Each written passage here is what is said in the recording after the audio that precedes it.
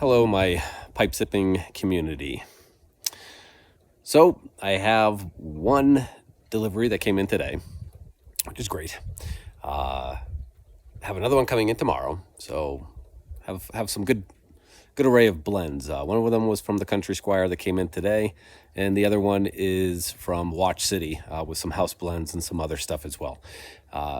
So out of today's, I thought I would do, just because it just came out and it's fresh off the press, and you can even see the condensation maybe in the jar here, just because unfortunately it is now about 20 degrees out, and this is a wet batch, and of course it came in from my warm home, but this is Dark Holler 2024.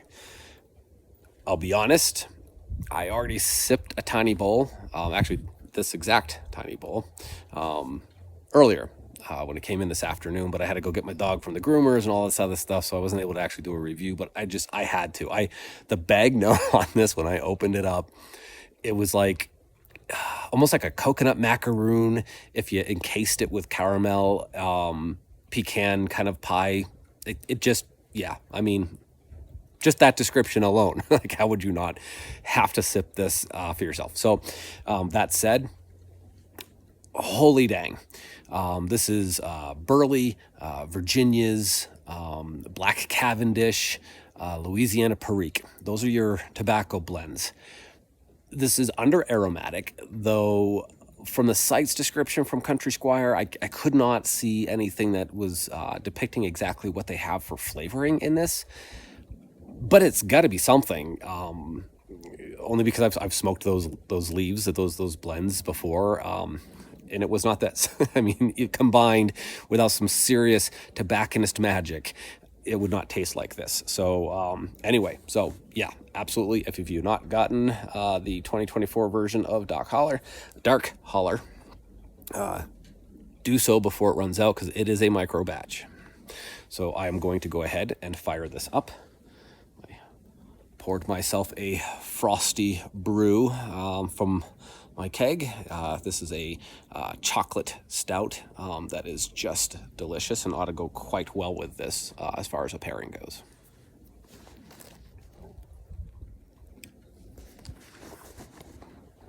Honestly, even just on the pre-light here, it is sweet and not a cheap, imitation lab generated saccharin sweet that comes with some of the other blends. But no, this is just genuine, like somebody cooked this up with some sugar, this dessert. Like, this is very sweet, just on that first pre-light. It really is so good.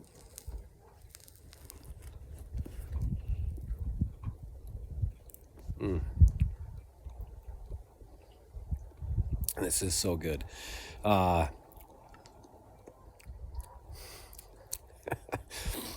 I mean, I'm sorry. Like, I mean, again, I don't even get my blends for free from Country Squire, so there's literally no monetization whatsoever occurring. But man, are there house blends? I mean, there's some, like, they have that peach, a peach one that's nope. I mean, they have some that are kind of, as far as arrows go. Honestly, all of their non-arrows I have always loved. I have yet to find a Country Squire blend that's not aromatic that I've had to turn my nose to.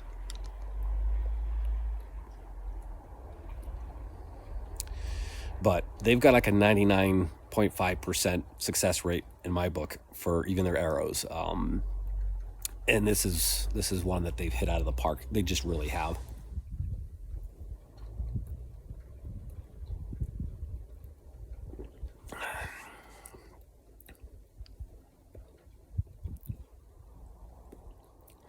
Life doesn't get much better. Oh.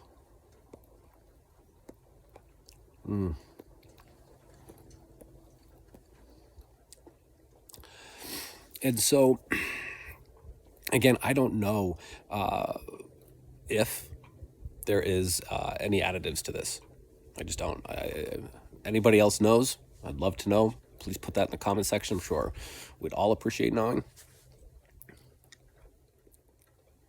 I will say that they mention, Country Squire mentions in the description for this that that it has like a caramel pecan kind of a flavor. Yerp. I don't know if they put that description in after they just somehow had the eureka moment when they created this, that, hey, this is what it tastes like, or somehow through their artistic ability, they were able to purposefully make that happen. You know, carriage, horse, not sure. Either way, yes. Banknote does carry over. This is one of those good blends that occurs. This does carry over, and it is actually what you are smelling for that banknote is what you are going to taste. I love when that happens, especially if it is amazingly delicious. What's interesting about this blend too is that the Perique, especially on the retrohale, gives it just that little bit of a zing.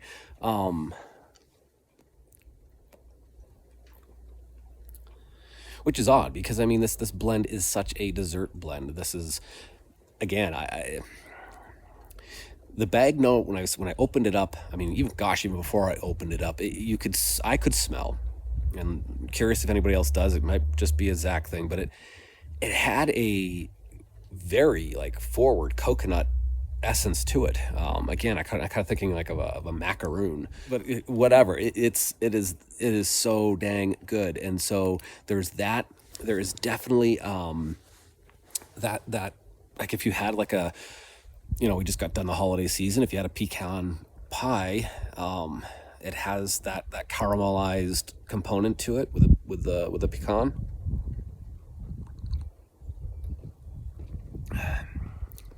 And that is very much there.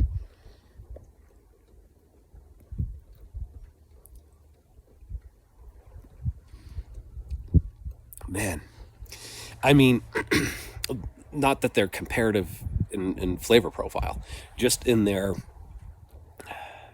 character. If this wasn't such a micro batch and limited as far as how much I could get, I would really stock up on this because I love for an arrow. If I'm in the mood for an arrow, a lot of times, you know, especially walking the dog, almost every evening I'll pack a small bowl of Molto Dolce. Definitely one of my faves. Easily would replace this with that as far as how often, because Molto Dolce is not the cheapest blend out there for the tin, but this is a great price point. I mean, it's a great price point. And this is the second time that I have sipped this, and it's doing pretty good. This is a tiny little Dr. Greybau Riviera. I mean, this bowl is little, and because it's a small bowl and it's a straight stem, I no tongue bite, zero, nothing. So that's an advantage.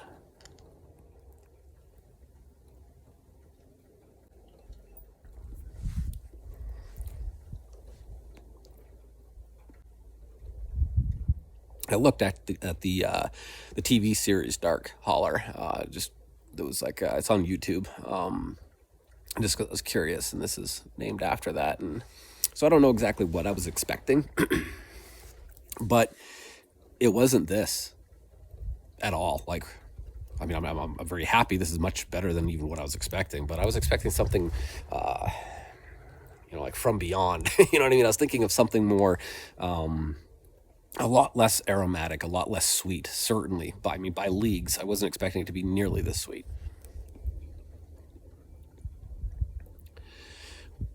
But yeah, so for that Louisiana Perique being in this blend, I mean, good on them for thinking to do it. It almost seems counterintuitive to have done it. So I always find those interesting because it's like, you know, the fact that they did and it came out the way it does. Because again, I mean, think about it, right?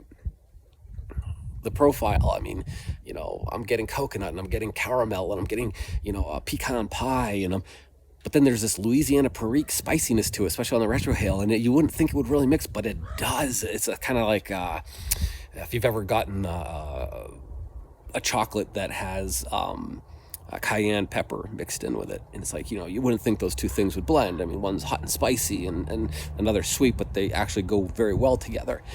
That's what they basically did. I mean, I think that's what this encompasses, is that kind of a yin and yang that really blends well that you wouldn't think.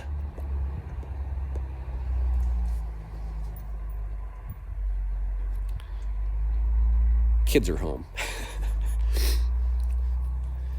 That is definitely the sound of the school bus.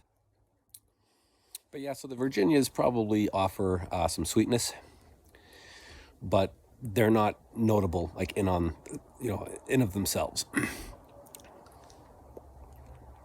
The blend is very wet, so you can, I suppose, attempt to dry it out, but it's one of those where I don't think that's going to happen. The Cavendish you can taste. The Louisiana Perique, definitely there. Even the Burley is definitely something that you can pick out, but all of them they're either blended in some way that they mix so much, or that there's a casing in this that I just am unaware of. But either way, all of those tobacco flavors are very much accompanied. Like none of them stand out on their own by any means.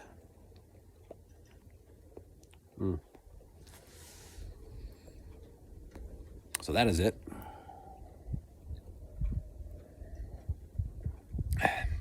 Ladies and gentlemen of the Briar, if you have not gotten Dark Holler from Country Squire for 2024, do it while you can, because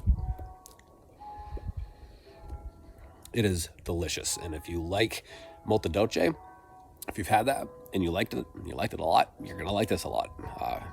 Again, not that they're the same. It's the same character, the same category of flavor, if you will.